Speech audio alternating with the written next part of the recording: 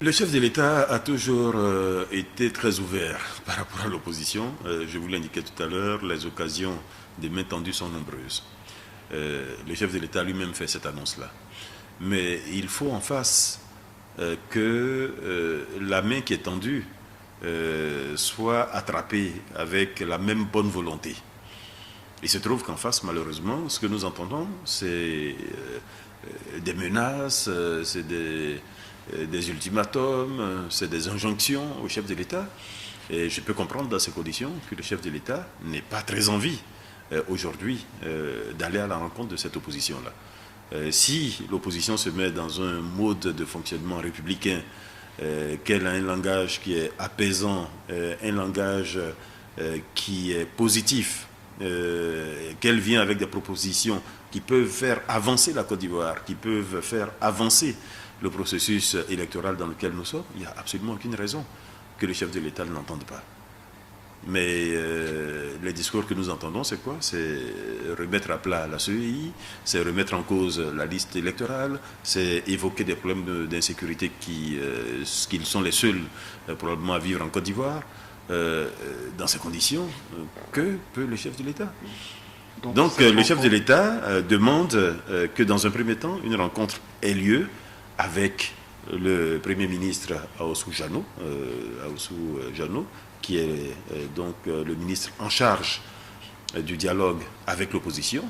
Et si les sujets qui sont abordés au cours de cette réunion méritent une discussion avec le chef de l'État, évidemment, le chef de l'État se ferait un plaisir de recevoir l'opposition pour en parler. Jusqu'à maintenant, nous n'avons pas, malheureusement, cette conviction que les sujets que souhaite voir traités l'opposition sont des sujets à mettre au niveau du chef de l'État. Ce qui explique qu'il y ait effectivement quelques hésitations par rapport à cette promesse qui avait été faite. Je vous assure que j'ai beaucoup de recul avec le pouvoir parce que je ne suis pas un accro du pouvoir et je n'ai pas la nostalgie du pouvoir. Mais dans ma carrière, je me dis que j'ai vu des régimes très puissants, des présidents très puissants. J'ai eu des heures de travail avec Kadhafi, matin, midi, soir. Kadhafi était vraiment le roi des rois, comme il disait lui-même, puissant. J'ai vu Ben Ali qui était super puissant, Moubarak. Vous savez, je crois que gérer un État, personne n'est puissant. Je crois qu'il faut être humble. J'ai vu Kadhafi en train de pleurnicher, de demander pardon. J'ai vu Ben Ali en exil. J'ai vu Moubarak dans un lit au tribunal. Vous savez, je n'ai aucune crainte de quoi que ce soit, parce qu'en fin de compte, le pouvoir, c'est l'illusion. C'est de l'illusion.